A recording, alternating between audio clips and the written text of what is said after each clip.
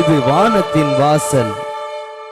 உங்கள் துக்கம் சந்தோஷமாய் மாறும், உங்கள் கவலைகள் கண்ணீர் எல்லாம் மறைந்து விடும். நன்றி டாடி, நன்றிப்பா. உங்கள் துக்கம். பிரியமானவர்களே, உங்கள் யாவரையும் ஆண்டவரும் மறுமரட்சகருமாகிய இயேசு கிறிஸ்துவின் நாமத்திலே வாழ்த்துகிறேன். மீண்டும் உங்கள் சந்தோஷத்தின் நேர நிகழ்ச்சியின் மூலமாக உங்களை சந்திப்பது எனக்கு மிகுந்த மகிழ்ச்சி. உங்கள் சந்தோஷத்தின் நேர நிகழ்ச்சியை தொடர்ந்து பார்த்து வருகிற உங்கள் யாவரையும் நான் வாழ்த்துகிறேன், ஆசீர்வதிக்கிறேன். கர்த்தர் உங்கள் வாழ்க்கையில் ஒரு பெரிய காரியங்களை செய்வாராக. தொடர்ந்து இந்த நிகழ்ச்சியை பாருங்கள், மற்றவர்களுக்கு அறிமுகப்படுத்துங்க. உங்கள் நண்பர்கள் உறவினர்களுக்கும் இந்த நிகழ்ச்சியை பார்க்கும்படி சொல்லுங்க.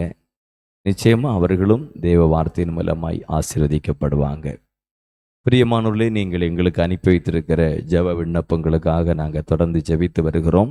நிச்சயமாக இயேசப்பா உங்கள் வாழ்க்கையில் அற்புதம் செய்வாங்க. அற்புதங்களை பெற்றுக்கொள்ளும் பொழுதும் நீங்கள் எங்களுக்கு தெரியப்படுத்துங்க. உங்களுக்காக நான் ஏதாகலும் ஜெபிக்க விரும்பினால் நீங்கள் கீழே தெரிகிற எங்களுடைய வாட்ஸ்அப் நம்பருக்கு உங்கள் ஜெப விண்ணப்பங்களை அனுப்புங்க.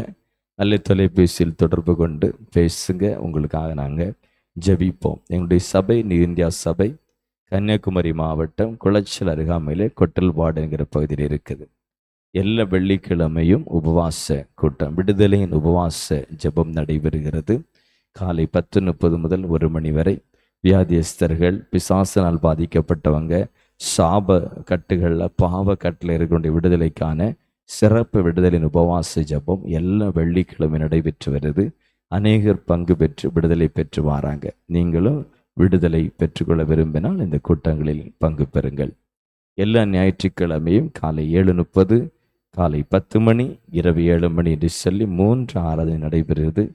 நீங்கள் விரும்பினால் இந்த ஆராதனையில் பங்கு பெறுங்கள். கர்த்தர் உங்களை ஆசீர்வதிப்பாராக. உங்களுடைய தனி ஜபத்திலும் குடும்ப ஜபத்திலும் நீங்கள் இந்த ஊழியத்தை நேசித்து ஜெபிக்கும்படி நான் உங்களை அன்பாய் கேட்டுக்கொள்கிறேன். கர்த்தர் நல்லவர். இந்த நாளிலே நாம் நேரடியாக தேவனுடைய வார்த்தைக்குள்ளே கடந்து போவோம். இன்றைக்கு நான் உங்களுக்கு கொண்டு வந்திருக்கிற செய்தியினுடைய தலைப்பு சொப்பனத்தின் அர்த்தத்தை புரிந்து கொள்ளுதலின் அவசியம். சிலர் அவங்களுக்கு வருகிற சொப்பனத்தை அல்லது கனவை அலட்சியமா விட்டுருவாங்க. அதை பற்றி சிந்திக்கவே மாட்டாங்க. அதன் அர்த்தத்தை புரிந்து கொள்வது அவசியமா அப்படின்னு யோசிக்கவே மாட்டாங்க.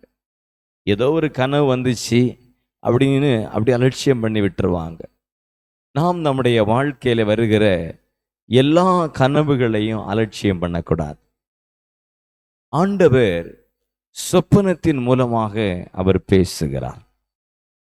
ஆதியாகமம் 40ஆம் அதிகாரம் 8ஆம் வசனத்தில் யோசேப்பினிடத்தில் 2 பேர் வாராங்க.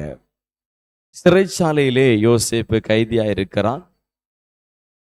செய்யாத ஒரு குற்றம் அவன் மேல் சுமத்தப்பட்டு சிறைச்சாலையிலே ஒரு கைதியாக கையிலே விலங்கிடப்பட்டவனாய் சிறைச்சாலையிலே இருக்கும் பொழுது அங்கே 2 பேர் அதே சிறைச்சாலையிலே இருக்கிறாங்க.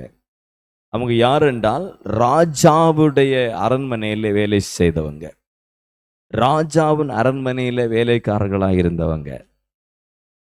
அவர்கள் ஒரு குற்றத்தின் நிமித்தம் சிறைச்சாலையிலே அடைக்கப்பட்டிருக்கிறாங்க. இவங்க 2 பேருமே ஒரு நாள் காலை வேளையில யோசேப்பு பார்க்கும் பொழுது ஒரு கவலையோடு அப்படி உட்கார்ந்துருக்கிறாங்க. யோசேப்பு விசாரிக்கிறான், என்னப்பா ஏன் இப்படி துக்கமா இருக்கிறீங்க, உங்க முகம் ஒரு மாதிரி இருக்கு, என்ன பிரச்சனை? அப்ப அவங்க சொன்னாங்க, நாங்க இரவு 2 பேருமே சொப்பனம் கண்டோம், கனவு கண்டோம். அதுக்கு அர்த்தம் எங்களுக்கு புரியல, அது எங்களுக்கு விளங்கல்ல. அது எங்கள் மனதுக்கு ஒரு மாதிரி வருத்தத்தை கொடுத்து ஒரு மாதிரி இருக்கு, கவலையா இருக்கு அப்படின்னு சொன்னாங்க. அப்ப யோசேப்பு சொல்லுகிறார், ஆதியாகமம் 40ஆம் அதிகாரம் 8ஆம் வசனத்துல, சொப்பனம் கண்டோம், அதுக்கு அர்த்தம் சொல்லுகிற ஒருவனே இல்லை என்றார்கள். அதுக்கு யோசேப்பு சொல்றாங்க, சொப்பனத்துக்கு அர்த்தம் சொல்லுதல் அது தேவனுக்குரியதல்லவா? அவைகளை என்னிடத்தில் சொல்லுங்கள். சொப்பனத்துக்கு அர்த்தம் சொல்லுதல் அது தேவனுக்குரியதல்லவா? அதை ஏன்ட்ட சொல்லுங்க அப்படின்னு யோசேப்பு சொல்லுகிறார். பிரியமானவர்களே, ஒரு காரியத்தை இன்றைக்கு நல்லா தெரிந்து கொள்ளுங்கள். நாம் ஒரு சொப்பனத்தை பார்க்கிறோம் என்றால் அதனுடைய அர்த்தத்தை நமக்கு சொல்லிக் கொடுக்கிறவர் தேவன். அதனுடைய அர்த்தத்தை நமக்கு சொல்லிக் கொடுக்கிறவர் கர்த்தர். எந்த விதமான சொப்பனமாக இருந்தாலும் அதுக்கு அர்த்தம் தெரிய வேண்டுமானால் அதுக்கு தேவ உதவி வேண்டும். சில சொப்பனங்கள் நமக்கு அது வீணாய் வருகிறது. பிரசங்கி 5:3 படிக்கும் பொழுது தொல்லை திரட்சியினால் சொப்பனம் வருது அப்படின்னு பார்க்கிறோம். அது என்ன சொப்பனம்? தொடர்ந்து யாராவது ஒருவர் நம்ம கூட டார்ச்சர் பண்ணிட்டு இருக்கும் பொழுது, தொடர்ந்து ஒரே வார்த்தை திரும்ப திரும்ப கேட்கும் பொழுது, ஏதோ ஒரு தொந்தரவு, பிள்ளைகளால, கணவனால, வேலை ஸ்தலத்தில் ஒரு தொந்தரவு பண்ணி எப்பொழுது நச்சரிச்சுட்டே இருக்கிற மாதிரி சுச்சுவேஷன் இருந்தால், நம்ம நைட்டு தூங்கும் பொழுது அதே மாதிரி அதே மாதிரி சொப்பனங்கள் வருவது இயல்பு. அது அது எல்லாருக்கும் வரும். அது அர்த்தமற்ற சொப்பனங்கள். பிரசங்கி 5:7 அநேக சொப்பனங்கள் மாயா இருக்கு. மாயை என்றால் சும்மா வீணா நம்முடைய அலைச்சல்களாலும், உலகத்தில் நமக்கு இருக்கக்கூடிய டென்ஷன்களாலும், உலகத்தில் மனிதர்களால் சூழ்நிலைகளால் இருக்கிற சில பயம் பதட்டத்தினாலும் சில சொப்பனங்கள் வரும். ஒருத்தர் எப்போ நம்மளை பார்த்து உன்னை கொன்று போடுவேன் அப்படின்னு சொல்லிட்டு இருக்கணும், கொலை செய்திருவேன். நைட்டு தூங்கும் பொழுது அவர் கொலை செய்ய மாதிரி சொப்பனங்கள் வரும். இது இயல்பு. இது சைக்காலஜிக்கலி மனிதர்களுக்கு உண்டாவது. இது தேவனிடத்திலிருந்து வருகிற சொப்பனம் அல்ல, தொல்லை திரட்சியினால் வரக்கூடியது.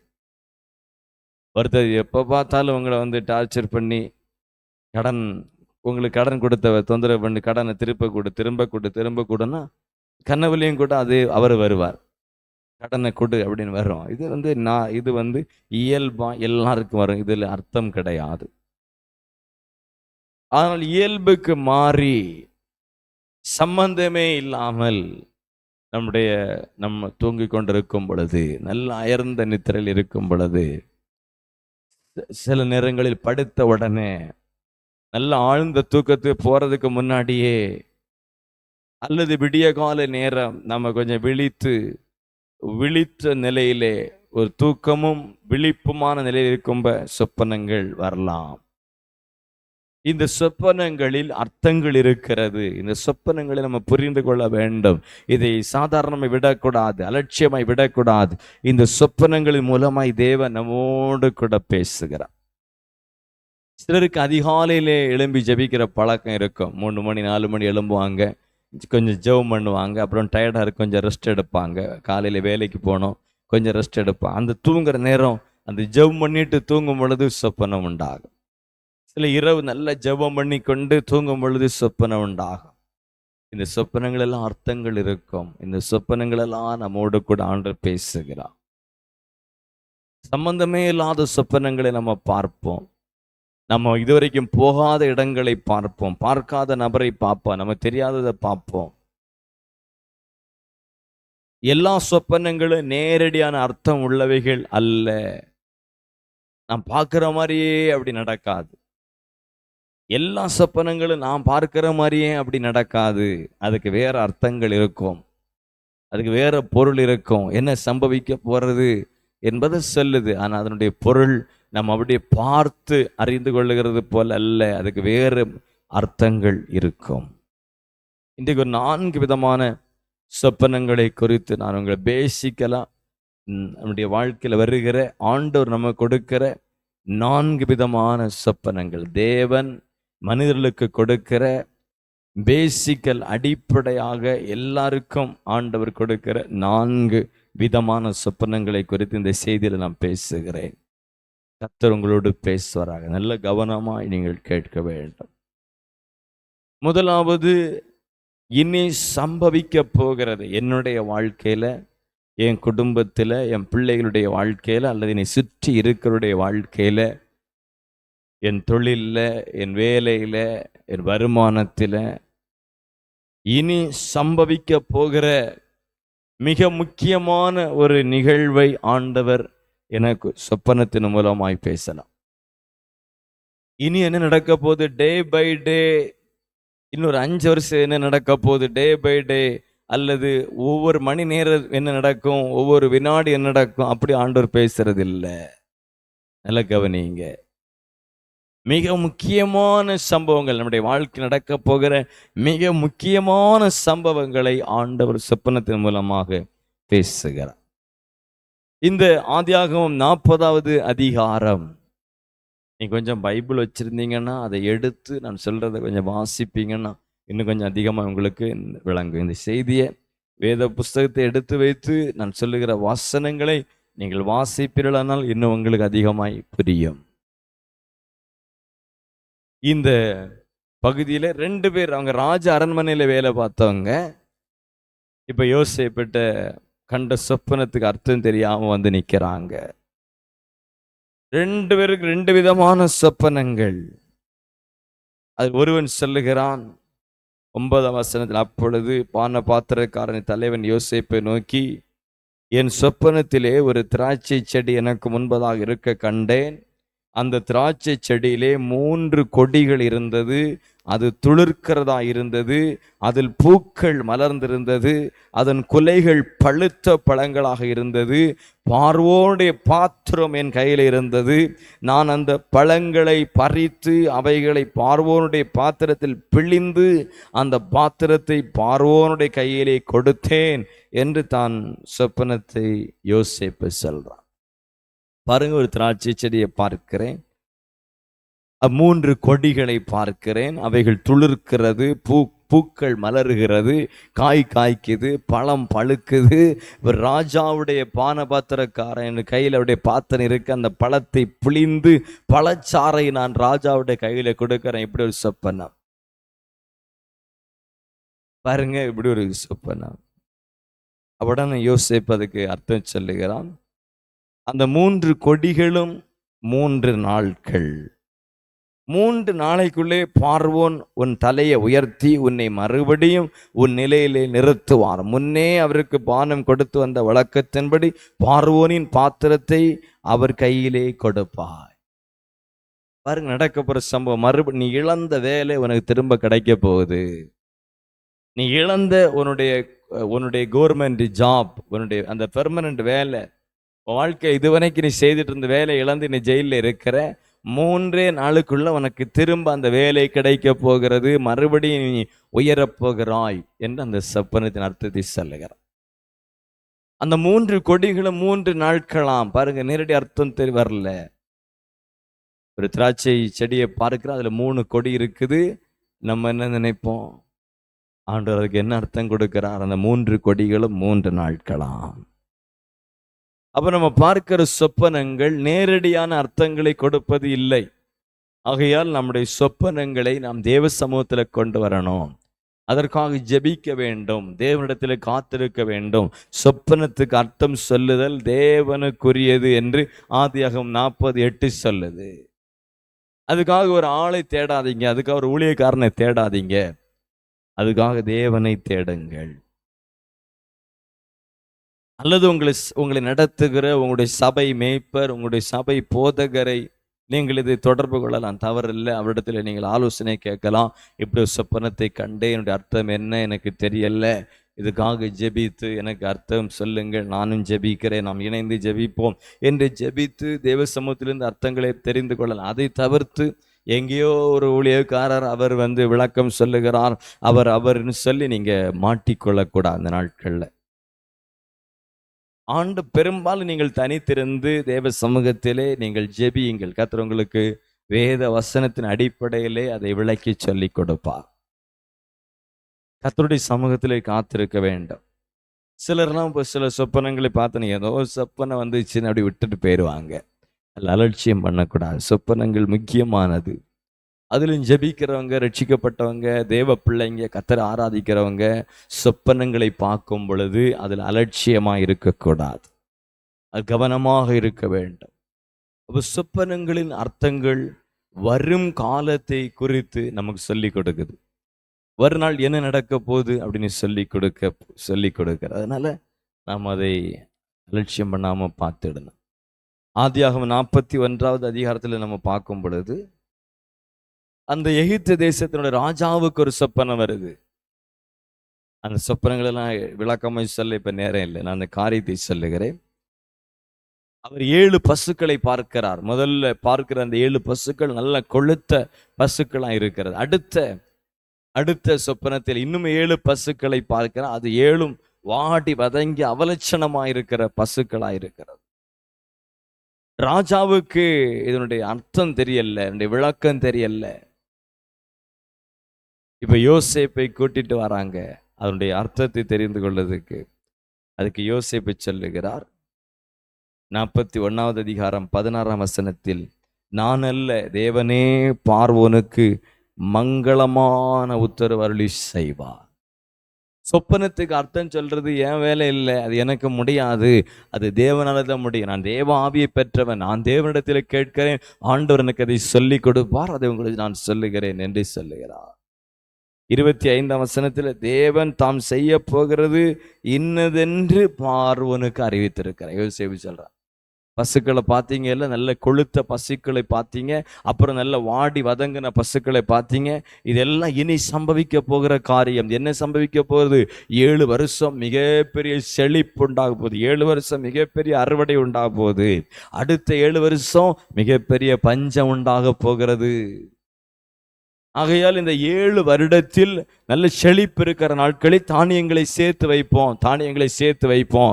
அதை தொடர்ந்து வரப்போகிற பஞ்ச காலத்தில் அப்ப நம்ம பிழைத்தரலாம் அப்படின்னு சொல்லி யோசேப்பு கர்த்தர் வெளிப்படுத்துகிற காரியத்தை சொல்லுகிறார். அப்ப கர்த்தர் என்ன செய்திருக்கிற பாருங்க, இனி வரப்போகிற உலகம் முழுவதும் வரப்போகிற பஞ்சத்தை ஒரு மனிதன் ராஜாவுக்கு ஆண்டு வெளிப்படுத்துகிறார். எதுக்கு வெளிப்படுத்தி இருக்கிறான்? அதை தேசத்தை பாதுகாக்கணும். 7 வருடம் நல்ல செழிப்பு இருக்கும், அந்த நாட்களில் நல்ல விளைச்சல் இருக்கும், அதை சேமித்து வையுங்கள். தானிய களஞ்சியங்களை பெருசாக்குங்க, சேமிப்பு கிடங்குகளை பெரிதாக்குங்கள், விளைச்சல் அதிகப்படுத்துங்க. செழிப்பா இருக்கிற அந்த நாட்களில் நிறைய விளைச்சலை அதிகப்படுத்தி அதை எடுத்து நல்ல குடோன்ல சேமித்து குடோன்ல ஸ்டோர் பண்ணி வைங்க. ஏன்னா அடுத்த 7 வருடம் கொடிய பஞ்சம் வரப்போகுது. அந்த பஞ்ச காலத்துல விளைச்சல் இல்லை, அறுவடை இல்லை, வறட்சி. ஆகையால் அதை எடுத்து சாப்பிடலாம், மற்றவங்களுக்கு கொடுக்கலாம். கர்த்தர் வெளிப்படுத்துறார் பாருங்க. 32ஆம் வசனத்துல ஒரு காரியம் இருக்குது. தேவன் சீக்கிரத்திலே செய்ய போகிறார். எதை வைத்து சொல்லுகிறார்? ஏன்னா அந்த சொப்பனை 2 தடவை வந்திருக்கு. தேவன் சீக்கிரத்திலே செய்வார், அதனாலதான் சொப்பனம் ரெட்டித்தது நீ சொல்லி யோசேப்பு சொல்றார். சொப்பனை ஏன் ரெட்டித்தது? சொப்பனை ஏன் 2 தடவை வந்தது? கர்த்தர் சீக்கிரமா செய்ய போகிறார். அப்போ உங்களுக்கு ஒரு சொப்பனம் திரும்ப திரும்ப வருதுன்னா சீக்கிரமா நடக்க போகுதுன்னு அர்த்தம். அதனால அந்த சொப்பனத்தை ரொம்ப கவனம் செலுத்தணும். ரட்சிக்கப்பட்டு அபிஷேகம் பெற்று கர்த்தரை ஆராதிக்கிற ஜெபிக்கிற ஒரு தேவ பிள்ளைக்கு ஒரே சொப்பனம் திரும்ப திரும்ப வருதுன்னா அந்த சொப்பனத்தை அலட்சியம் பண்ணக்கூடாது. ஏன்னா அது சீக்கிரமாய் சம்பவிக்க போகிறது. நான் அதுல முக்கிய கவனம் செலுத்தி அதுக்காக ஜெபம் பண்ணி அதை அறிந்து கொண்டு செயல்படணும். இப்ப யோசேப்பு இந்த காரியத்தை அறிந்து கொள்ளணும்னு வச்சுக்கிடுங்க. 7 வருஷம் பஞ்சம் வரப்போகுது, இல்லை 7 வருடம் நல்ல செழிப்பு முதல்ல இருக்கும், அப்புறம் பஞ்சம் வரும். இதை அறிந்து கொள்ளலைன்னா, இதை விளங்கி கொள்ளலைன்னா எப்படி இருப்பார்? அவர் பாட்டுக்கு அந்த 7 வருடமும் செழிப்பா இருக்கிற நாட்களில் நல்லா அதை அனுபவிச்சு எல்லாத்தையும் காலி பண்ணியிருப்பாங்க. அடுத்து வரப்போற பஞ்சம் இவங்களுக்கு தெரியாது, அதை சேமிச்சிருக்க மாட்டாங்க. என்ன ஆகும்? தேசம் அழிந்து போகும், ஜனங்கள் பசியில செத்து மடிவாங்க. இப்ப காரியம் முன்கூட்டி தெரிஞ்சதுனால என்ன செய்தாங்க? சேமித்து வச்சாங்க. அதனால எகிப்து தேசம் பிழைத்தது. எகிப்து தேசம் மாத்திரமல்ல, உலகம் முழுவதும் இருக்கிற மக்கள் பஞ்சம் பிழைக்க எகிப்துக்கு வந்து தானியத்தை பெற்றுக்கொண்டு பிழைச்சாங்க. அப்ப வரப்போகிற காரியத்தை ஆண்டு சொப்பனத்தின் மூலம் சொல்லும்ப அது நம்ம அதை புரிந்து கொண்டு அதை பிடித்து கொண்டு ஜெபித்து அதன் அர்த்தத்தை அறிந்து கொண்டு அதுக்கேற்ற மாதிரி செயல்பட வேண்டும். இல்லைன்னா நம்ம அதில் அகப்பட்டு விடுவோம். வரும் காரியத்தை முன்கூட்டி அறிவிக்கிற சொப்பனம். 2வது, நமக்கு தெளிவை உண்டாக்குகிற சொப்பனம். சில நேரங்களில் ஒரு தீர்மானம் எடுக்க முடியாம குழம்பி கொண்டு ஏதோ நினைச்சு பயந்து என்னாகுமோ, இருக்கவா போகவா, இதை செய்யவா செய்யாண்டமா, இந்த மாதிரி ஒரு குழப்பமான நிலையில நம்ம இருந்துட்டு இருப்போம். கரெக்ட் டிசிஷன் எடுக்க முடியாத நிலையில இருந்துட்டு இருப்போம். கர்த்தர் ஏதோ சொல்லியிருப்பார், இதை செய், அல்லது யார் மூலமா பேசியிருப்பாங்க, இந்த சப்ஜெக்ட் எடுத்து படி, அல்லது இந்த வேலைக்கு போ, இந்த காரியத்தை செய், இப்பொழுது இந்த வேலையை செய், இந்த தொழில் பண்ணு. யார் மூலமாவது ஆண்டவர் பேசியிருக்கலாம், ஒரு ஆலோசனை கிடைச்சிருக்கலாம். ஆனால் நமக்கு இது என்ன முடிவெடுக்கிறதுன்னு தெரியல. இப்போ பண்ணலாமா, பண்ண சக்ஸஸ் ஆகுமா, இல்லை ஃபெயிலியர் ஆயிருமா, இனி என்ன முடிவெடுக்கிறதுன்னு தெரில, என் மகனுக்கு இந்த திருமணத்தை பண்ணி வைக்கலாமா, இல்லை என் மகளுக்கு இந்த திருமணத்தை பண்ணி வச்சிடலாமா, என்ன இந்த இந்த வேலைக்கு அனுப்புவா, அந்த வேலைக்கு போவா, 2 வேலை வந்திருக்கு, எது செய்ய தெரியல. ஒரு குழப்பமான நிலையில அப்படி இருந்துட்டு இருப்போம். இந்த நேரத்தில் கர்த்தர் சொப்பனத்தை அனுப்பா, தெளிவை உண்டாக்குவதற்கான சொப்பனத்தை கொடுப்பா, தெளிவை உண்டாக்குவதற்கான சொப்பனத்தை கொடுப்பான். நியாயாதிபதிகளின் புஸ்தகம் 7வது அதிகாரத்தில் 9வது வசனத்திலிருந்து 16வது வசனம் வரை படிச்சு பார்த்தீங்கன்னா, கிதியோனுக்கு ஒரு தெளிவை உண்டாக்கும்படி ஆண்டவர் சொப்பனத்தின் மூலம் பேசுறாங்க. கிதியோன் ஆண்டவர் சொல்லிட்டாங்க, நீ புறப்பட்டு போ, இந்த மீதி ஆனவர் உன் கையில கொடுக்க போறேன். ஆனா இந்த கிதியோன் அப்படியே பயந்து என்ன செய்யறது, 300 பேர் தான் என்கிட்ட இருக்கிறாங்க, அவங்க ஏராளமா இருக்கிறாங்க, திரளா இருக்கிறாங்க, 300 பேரை கொண்டு எப்படி யுத்தம் பண்ணி நான் ஜெயிக்க முடியும், அப்படி பயந்துட்டு இருக்கும்போது எப்படி இந்த கிதியோனுக்கு பேசுறதுக்கு ஆண்டவர் பாருங்க, இந்த 2 பேர் என்ன பேசுறாங்கன்னு கவனி, அவங்க என்ன பேசுறாங்க கவனமா கேளு, அதுல உனக்கு விளங்கும் அப்படின்னு சொல்றாங்க. அப்ப 2 பேர் ஒருத்தர் பேசிட்டு இருக்கிறாங்க. என்ன பேசுறாங்கன்னா, ஒருவன் நேற்று இரவு கண்ட சொப்பனத்தை பற்றி இன்னொருத்தன்ட்ட பேசுறான். என்ன சொல்றான், ஒரு பெரிய வார்கோதுமை அப்பத்தை கண்டேன், அது அப்படியே உருண்டு போய் ஒரு கூடாரத்தின் மேலே விழுகிறது, அந்த கூடாரம் அப்படியே கீழே விழுந்துருச்சு, இப்படி ஒரு சொப்பனம் கண்டேன்ப்பா அப்படின்னு பேசுறான்.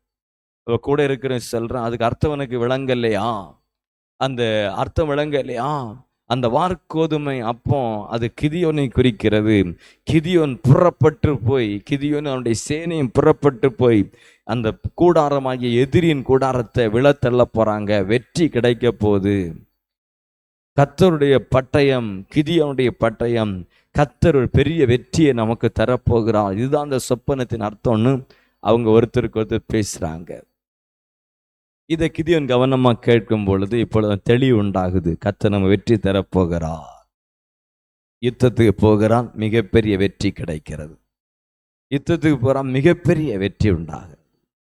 அப்ப சில நேரங்களில் நம்ம குழம்பி போய் என்ன செய்யறதுன்னு தெரியாம இருக்கும் பொழுது ஆண்டவர் சொப்பனத்தின் மூலமாக தெளிவு உண்டாக்குவார். யோசேப்பு, கன்னி மரியாள், இவனுடைய வாழ்க்கையில் நடந்த ஒரு சம்பவத்தை பாருங்க. யோசேப்புக்கு மரியாள் நியமிக்கப்படுகிறாள், நிச்சயதார்த்தம் முடியுது. நிச்சயதார்த்தம் முடிந்து திருமணம் நடக்கிறதுக்கு முன்னாடியே இந்த மரியாள் கர்ப்பவதி ஆறாங்க. இந்த செய்தி யோசேப்புக்கு அறிய வந்த உடனே அவன் ரகசியமாய் மரியாளை தள்ளி விடுறதுக்கு திட்டம் பண்றான், ரகசியமா தள்ளி விடுற திட்டம் பண்றான். என்ன, நம்ம திருமணமே ஆகல, இந்த பொண்ணு இப்படி கர்ப்பமா இருக்குதே அப்படி சொல்லி தவறா நினைச்சுக்கிட்டான். அந்த நேரத்துல தான் கர்த்தர் அவனுக்கு ஒரு சொப்பனத்தை கொடுக்கிறான். அந்த சொப்பனத்திலே தேவதூதன் வந்து சொல்லுகிறான், நீ பயப்படாத, மரியாளை சேர்த்து கொள்ள ஐயப்படாத, அவருடைய வயிற்றில் இருக்கிற குழந்தை மனுஷனால் உண்டானது அல்ல, அது பரிசுத்த ஆவியினால் உற்பவிக்கப்பட்டது, அவள் கன்னி பெண், இன்னும் கன்னி பெண்ணாத்தான் இருக்கிறாள், அவள் கன்னிகை கர்ப்பவதி ஆகி இருக்கிறாள், அது பரிசுத்த ஆவியினால் நடந்திருக்கிறது அப்படி சொல்லி கர்த்தர் ஒரு தெளிவை உண்டாக்குகிறார். இப்பதான் அவன் சரியான தீர்மானத்தை எடுக்கிறான். சில நேரங்களில் நம்ம தெளிவு இல்லாமல் தவறான தீர்மானங்கள் எடுக்க போகும் பொழுது, தேவனுக்கு பிரியமில்லாத தீர்மானங்களை எடுக்க போகும் பொழுது ஆண்டவர் சொப்பனத்தின் மூலமாய் நம்ம கூட பேசி நமக்கு தெளிவை உண்டாக்கி சரியான தீர்மானத்தை எடுக்க வைப்பார். அகல் சொப்பனங்களை அலட்சியம் பண்ணக்கூடாது. சொப்பனங்கள் தெளிவு உண்டாக்கும், சரியான தீர்மானங்களை எடுக்க வைக்கும், தவறான டிசிஷனை நமக்கு காட்டி கொடுக்கும். நீ எடுத்த தீர்மானம் தப்பு, யோசேப்பே நீ எடுத்த தீர்மானம் தப்பு, மரியாளை தள்ளி விடாதே, அவள் உனக்கு நியமிக்கப்பட்டவள், அவளிடத்துல குற்றவன் இல்லை, அவ பரிசுத்தமுள்ள ஸ்திரீ, நீ அவளை தவறா நினைத்து தள்ளிவிட பார்க்கிறாய், நீ எடுத்த தீர்மானம் தப்பு அப்படி சொல்லி கர்த்தர் பேசுறார். அவ சில நேரங்களில் நம்ம என்ன தீர்மானம் எடுக்கன்னு தெரியாத சூழ்நிலையிலும் கர்த்தர் தெளிவை உண்டாக்குகிறார். இன்னும் சில நேரங்களில் நம்ம தவறான முடிவை எடுக்கும் பொழுது கூட சொப்பனத்தின் மூலமாக ஆண்டு நமக்கு பேசி தெளிவை உண்டாக்கி நமக்கு சரியான தீர்மானத்துக்கு நேராக நடத்துகிறார். ஆகல் சொப்பனங்களில் கவனமா இருக்கணும். 3வது, நம்மை எச்சரிக்கும் சொப்பனங்கள். நாம் ஒரு தவறு செய்யும் பொழுது, அந்த தவறின் மூலம் ஒரு ஆபத்து வரப்போகும் பொழுது ஆண்டவர் நம்மளை எச்சரிப்பாங்க. இந்த ஆபத்து உனக்கு வரப்போகுது, இந்த தீமை வரப்போகுது, உனக்கு இந்த மாதிரி நடக்க போகுது, உன் ஃபேமிலியில் இந்த மாதிரி நடக்க போகுது. நம்ம எச்சரிக்கிற சொப்பன வார்னிங், நமக்கு ஒரு எச்சரிப்பை கொடுக்கிற சொப்பன வார்னிங் ட்ரீம்ஸ், எச்சரிப்பை கொடுப்பார். மத்தேயு சுவிசேஷம் 2வது அதிகாரம் 12வது வசனத்தை நம்ம வாசிக்கும் பொழுது ஆண்டவர் சாஸ்திரிகளுக்கு சொல்றாங்க, ஏரோதிடத்தில் திரும்பி போக வேண்டாம் என்று சொப்பனத்தில் தேவனை எச்சரிக்கப்பட்டு வேறு வழியாய் தங்கள் தேசம் திரும்பி போனாங்க. இயேசு பிறந்திருக்கிறார் என்ற செய்தியை கேள்விப்பட்டு சாஸ்திரிகள் பாருங்க நட்சத்திரத்தினால் வழிநடத்தப்பட்டு அவங்க வந்தாங்க. வந்த பொழுது அவங்க அரண்மனைக்கு வந்துட்டாங்க. ராஜா இங்கதான் பிறந்திருப்பான் அப்படின்னு சொல்லி அரண்மனைக்குள்ள போயிட்டாங்க. அங்க போய் ஏரோதிட்ட பாருங்க, இஸ்ரேல் ராஜா பிறந்திருக்கிறார், யூதர்களுடைய ராஜா பிறந்து செய்தி சொன்னோடனே அவர் கலங்கிட்டான். அப்படி ஒரு குழந்தை பிறந்திருக்குதா? ஆமா பிறந்திருக்கு. உங்களுக்கு தெரியுமா? நாங்க தான் பார்க்க போறோம். சரி, நீங்க பார்த்துட்டு திரும்ப என்கிட்ட வந்து அந்த பிள்ளை எங்க இருக்குன்னு சொல்லிட்டு போங்க, நானும் அந்த பிள்ளைய பார்க்கணும்னு சொல்லி ஏரோது சாஸ்திரிகள்கிட்ட சொல்லி அனுப்பினான். சாஸ்திரிகள் பாருங்க போய் பிள்ளைய பார்க்குறாங்க. முன்னணையிலே சீலையிலே சுற்றி கடத்தப்பட்ட இயேசுவை கண்டு வணங்கி பணிந்து காணிக்கைகளை செலுத்திட்டு திரும்பி ஏரோதிடத்தில் போக கிளம்பும் பொழுது ஆண்டவர் சொப்பனத்தில் எச்சரிக்கிற, போகாத, ஏரோதை பார்க்க போகாத, வேறு வழியாய் போய்விடு அப்படின்னு சொல்லி அவங்கள வழி நடத்துகிறார். அப்போ சொப்பனங்கள் நம்ம எச்சரிக்கும். இந்த இடத்துல போன ஆபத்து, இந்த வழியா போன ஆபத்து நமக்கு முன்கூட்டி எச்சரிக்கும். இதை செய்த ஆபத்து முன்கூட்டி எச்சரிக்கும். இதை பண்ணாத, இதை பண்ணு அப்படி எச்சரிக்கும். மத்தேயு சுவிசேஷம் 2ஆம் அதிகாரம் 13ஆம் வசனத்துல பாருங்க, இயேசுவின் தகப்பனாகிய யோசேப்புக்கு ஆண்டவர் சொப்பனத்தில் வந்து சொல்கிற, பிள்ளையை ஏரோது கொலை செய்ய தேடுகிறான், எழுந்து பிள்ளையும் அதன் தாயையும் கூட்டிட்டு எகிப்துக்கு போய்விடு, இங்கிருந்து போ, இங்க இருந்தா பிள்ளைக்கு ஆபத்து. ஏறது இப்போ சாஸ்திரிகள் ஏமாத்தன அறிஞ்ச உடனே 2 வயதுக்குட்பட்ட பிள்ளைகளை எல்லாம் கொலை செய்ய நிற்கிறான். 2 வயதுக்குட்பட்ட பிள்ளைகளை எல்லாம் கொலை செய்ய பார்க்க, உடனே பிள்ளை எடுத்துட்டு போய்விடு, எகிப்துக்கு போய்விடு என்று எச்சரிக்கிறதை பார்க்கிறோம். ஆண்டவர் சொப்பனத்தின் மூலமாக எச்சரிப்பார்.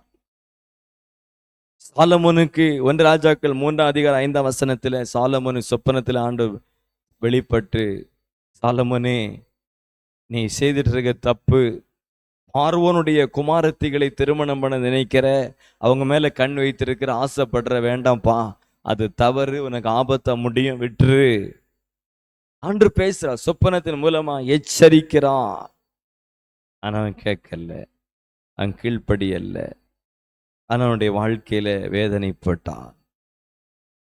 அப்ப ஆண்டவர் சொப்பனத்தின் மூலமாக நம்மை எச்சரிக்கிறார். 4வது, ஆண்டவர் சொப்பனத்தின் மூலமாக நமக்கு தரிசனமாகிறார். தேவனை நம்ம நேரடியாய் பார்க்க முடியவில்லை, அவர் நேரடியாய் தோன்றவில்லை, தோன்ற முடியாது என்று அல்ல. மோசே அவருடைய சாயலை கண்டான், அவரை தரிசித்தான். பல்வேறு விதங்களில் தேவன் தன்னை வெளிப்படுத்துகிறார். அவர் உயிர் தெழுந்த பிறகு தன்னுடைய சீசர்களுக்கெல்லாம் வெளிப்படுத்தினார். 500க்கு மேற்பட்டவர்களுக்கு ஒரே இடத்துல வெளிப்பட்டார். பவுலுக்கு வெளிப்பட்டார், அப்போஸ்தலர்களுக்கு வெளிப்பட்டார் சொல்லி பார்க்கிறார். அதே போல தேவன் இந்த நாட்களில் தன்னை சொப்பனத்தின் மூலமா தரிசனத்தின் மூலம் வெளிப்படுத்தி வருகிறார். தேவன் பட்சிக்கு அக்கினியா இருக்கிறார். நேரடியாக நமக்கு முன்பதாக அவர் இருக்கிற வண்ணமாய் வந்து நிற்க முடியாது. அப்படி நின்றால் நாம் மரித்து போவோம். தேவனை ஒருவனும் ஒரு காலம் கண்டதில்லை, அவர் காணக்கூடாத தேவன். ஆகையால் சொப்பனத்தின் மூலமாய் தான் வெளிப்படுகிறார், சொப்பனத்தின் மூலமாய் காட்சி கொடுக்கிறார். இயேசுவை சொப்பனத்தில் பார்க்க முடியும். சொப்பனத்திலே தன்னை தேவன் வெளிப்படுத்துவார். எதுக்கு? ஆசீர்வதிக்கிறதுக்கு. சாலமோனுக்கு சொப்பனத்திலே வந்தார். சாலமோனே எனக்கு விட்டா, என்ன ஆண்டவரே, உனக்கு என்ன வேணும் கேளு. சாலமோன் சொன்ன, ஆண்டவரே எனக்கு ஞானம் வேணும் கேட்டான். உடனே ஆண்டவர், நீ பணத்தை கேட்காம, பொருளை கேட்காம, உனக்கு நீண்ட ஆயுஷை கேட்காம ஞானத்தை கேட்டியே, அது என்ன பிரியமா இருக்கு, அதனால உனக்கு ஞானத்தை தருகிறேன். நீ கேட்ட ஞானத்தையும் கேளாத ஐஸ்வர்யத்தை தருகிறேன்னு சொல்லி அங்கே சாலமோன் ஆசீர்வதிக்கிறார். தானியேல் 5:14, தானியேல் புஸ்தகம் 5ஆம் அதிகாரம் 14ஆம் வசனம் சொல்லுது, தானியேலுக்குள்ள தேவர்களின் தேவ ஆவி இருந்தனால அவன் சொப்பனத்தின் அர்த்தத்தை விளங்கி கொள்ள முடிந்தது. அவன் ஒரு நாள் தேவனை தரிசிக்கிறான், அக்னிமயமானவருடைய கால்களை பார்க்கிறான், முகத்தை பார்க்கிறான், தப்புன்னு கிளவலாம். அப்ப சொப்பனத்தில் ஆண்டு வெளிப்படுகிறார், தன்னை வெளிப்படுத்துகிறார். ஏதோ ஒரு பிளெஸ்ஸிங்கை கொடுக்கும்படி, கிருபைகளை கொடுக்கும்படி, வரங்களை கொடுக்கும்படி, ஞானத்தை கொடுக்கும்படி ஆண்டு சொப்பனத்தில் வெளிப்பட்டு நான் அவனை இதை தருகிறேன் என்று சொல்ல அப்படியே நடக்கும். சொப்பனத்தில் கர்த்தர் தோன்றி நான் அவனை இதை தருகிறேன்னு சொன்ன அப்படியே நடக்கும். சொப்பனத்தில் தோன்றி செய்கிறேன்னு சொன்ன அப்படியே நடக்கும். அப்படியே நடக்கும். ஆண்டு சொப்பனத்தில் தரிசனமாகி வியாதிகளை குணமாக்குவார். வியாதியஸ்தர்களுக்கு ஆண்டு சொப்பனத்தில் வெளிப்பட்டு இயேசு அப்படியே கிட்ட வந்து நிற்க மாதிரி இருக்கும், படுக்கை கிட்ட வந்து நிற்க மாதிரி இருக்கும், அப்படியே தொட்ட மாதிரி இருக்கும். அடுத்த நாள் பார்த்தீங்கன்னா சுகமாயிருவாங்க. சில குடும்பங்கள் ரொம்ப வறுமையில் வேதனையில் இருக்கும். சில நேரம் அந்த சொப்பனத்தில் இயேசு வீட்டுக்குள்ள வர மாதிரி பார்ப்பாங்க. அது பிறகு அந்த குடும்பங்கள் செழிப்படையும், வளரும். வீட்டுக்குள்ள இயேசு நிற்கிற மாதிரி சொப்பனம், பக்கத்துல உட்கார்ந்துருக்க மாதிரி சொப்பனம் வரும். அதன் பிறகு பல்வேறு நோய்கள் தீரும், கடன் பிரச்சனைகள் மாறும், தடைகள் மாறும், நிறைய அற்புதங்கள் நடக்கும். இயேசு சொப்பனத்துல பார்த்தா மிராக்கிள் நடக்கும் என்று அர்த்தம். இயேசு சொப்பனத்துல பார்த்தோமா ஏதோ ஒன்று நடக்குது, ஆவிக்குரிய அல்லது பூமிக்குரிய ஆசீர்வாதம் வரப்புன்னு அர்த்தம். அப்ப சொப்பனத்தில் தன்னை வெளிப்படுத்தி ஆசீர்வதிக்கிறார். சொப்பனத்தின் மூலமா எச்சரிக்கிறார், என்ன செய்யக்கூடாதுன்னு சொல்லித்தர, எதை செய், எமர்ஜென்சி, இது ஆபத்து வரப்போகுது, எச்சரிக்கிறார். சொப்பனத்தின் மூலமா தெளிவை உண்டாக்குற, என்ன டிசிஷன் எடுக்கணும் அல்ல தவறான டிசிஷன் எடுக்கும்போது அதை தெளிவுபடுத்துகிறார். சொப்பனத்தின் மூலமா வரப்போகிற காரியங்கள் முன்கூட்டியே பேசுகிறார். ஆகையால் தேவன் நம்ம கொடுக்கிற சொப்பனங்கள் அர்த்தம் உள்ளவைகள். அதன் அர்த்தங்களை நாம் தேவ சமூகத்திலிருந்து அறிந்து கொள்ள வேண்டும். அதன் அர்த்தங்களை புரிந்து நம்ம செயல்பட்டால் நிறைய ஆசீர்வாதங்கள் நமக்கு உண்டாகும். சொப்பனங்களை அப்படி அலட்சியமாக விட்டுட்டு, ஏதோ ஆண்டவர் சொப்பனம் தந்ததை அலட்சியம் விட்டு பல்வேறு நோய்வாய்ப்பட்டவங்க உண்டு, விபத்தில் மாட்டினவங்க உண்டு, தொழிலில் நஷ்டப்பட்டவங்க உண்டு, பிள்ளைகளை தவறான திருமணம் பண்ணி கஷ்டப்படுறவங்க உண்டு. சொப்பனை ஆண்டு தந்தும் அதை அலட்சியம் பண்ணி ஆண்டு பேசினதை அலட்சியம் பண்ணதுனால நிறைய இழப்புகளை சந்தித்திருக்கிறோம். வர வேண்டிய ஏராளமான நன்மைகள் தடைபட்டிருக்கு. இனி உங்கள் வாழ்க்கையில் சொப்பனங்களுக்கு கவனம் கொடுங்க. நீங்கள் பார்க்குற சொப்பனங்களை தேவ சமூகத்தில் கொண்டு வந்து ஜெபத்தில் வைத்து, அதை ஆண்டு சமூகத்தில் வைத்து ஆலோசித்து அதன் அர்த்தத்தை அறிந்து கொண்டு செயல்பட ஆரம்பிங்க. நிச்சயமாக மிகப்பெரிய அற்புதத்தை நீங்கள் பெற்றுக்கொள்வீங்க. கர்த்தர் உங்களுக்கு நன்மை செய்வார். ஜெபிப்போமா. நல்ல தகப்பனே, இதுவரைக்கும் தங்களுடைய வாழ்க்கையில் எத்தனையோ விதமான சொப்பனங்களை கண்டும் அதன் அர்த்தங்களை அறிந்து கொள்ளாமல், அதன் விளக்கங்களை அறிந்து கொள்ளாமல் நிறைய விதமான பிரச்சனைகளையும் வேதனைகளையும் கஷ்டங்களையும் அனுபவிச்சிருப்பாங்க. இனி உங்கள் வாழ்க்கையில் அப்படி அல்ல. சொப்பனத்தினுடைய அர்த்தத்தை புரிந்து கொண்டு அதன் விளக்கங்களை புரிந்து கொண்டு ஆண்டவருக்கு பிரியமாக ஆண்டவரை வாழவும், நல்ல தீர்மானங்களை எடுக்கவும், அற்புத அதிசயங்களை பெற்றுக்கொள்ளவும் இனி இந்த பிள்ளைகளுடைய வாழ்க்கையில கிரியை செய்யும். இப்போ இந்த செய்தியை கேட்டுட்டு இருக்கும் கூட சில சொப்பனங்கள் இவங்களுக்கு நினைவிலே வரும். அவன் இப்படி ஒரு சொப்பனம் பார்த்தேனே, நான் அதை அலட்சியமா விட்டுட்டேனே அப்படி நினைவுக்கு வரும். நடந்த நினைச்சு வருத்தப்பட வேண்டாம். நடந்த நினைச்சு இனி இவங்க வருத்தப்படக்கூடாது. இனியுள்ள நாட்களில் வருகிற சொப்பனங்களை உடனே அதில் கவனம் செலுத்தி அதுக்கு தகுதியான ஊழியக்காரத்தில் அதை பகிர்ந்து கொண்டு அதை ஜெபித்து அதன் அர்த்தங்களை அறிந்து கொண்டு சரியான முடிவெடுக்கணும். தவறான தீர்மானங்களை விடணும். வரப்போறதை அறிந்து செயல்படணும். ஆமென். சோதரி, எச்சரிக்கப்பட்டு சில தவறுகளை விடணும். எச்சரிக்கப்பட்டு சரியா காரியத்தை செய்யணும். அப்படிப்பட்ட கிருபைகளை கர்த்தர் தம்முடைய பிள்ளைகளுக்கு தரும்படியாய், பலப்படுத்தும்படியாய், உம்முடைய பிள்ளைகளை ஆசீர்வதிக்கும்படியாய் உம்முடைய கிருபை உள்ள கரத்தில் ஒப்பு கொடுத்து மனதார ஆசீர்வதித்து ஜெபிக்கிறேன். பெரிய காரியங்களை செய்யுங்க. இயேசுவின் நாமத்தில் ஜெபம் கேளும் நல்ல பிதாவே. ஆமென், ஆமென். தொடர்ந்து உங்களுக்காக நாங்கள் ஜெபிக்கிறோம். சொப்பனங்களை அலட்சியம் பண்ணாதீங்க. அர்த்தத்தை புரிந்து கொள்வது அவசியம். அது உங்க வாழ்க்கையை ஆசீர்வாதமாய் மாற்றும். உங்கள் துக்கம் சந்தோஷமாய் மாறும். ஆமென். நியூ இந்தியா ஆராதனை கூடாரம், சுனாமி காலனி, கொட்டில்பாடு, குளச்சல் அருகில், கன்னியாகுமரி மாவட்டம். ஆவிக்குரிய ஆராதனைகள், வல்லமையான தேவ செய்தி, எங்களோடு ஆராதிக்க அன்பாய் அழைக்கிறோம். சந்தோஷமாய் மாறும். உங்கள் கவலைகள் கண்ணீர் எல்லாம் மறைந்து விடும். நன்றி டாடி, நன்றிப்பா. உங்கள் துக்கம் ஆமா ஆமா, உங்கள் கவலைகள் கண்ணீர் எல்லாம் மறைந்து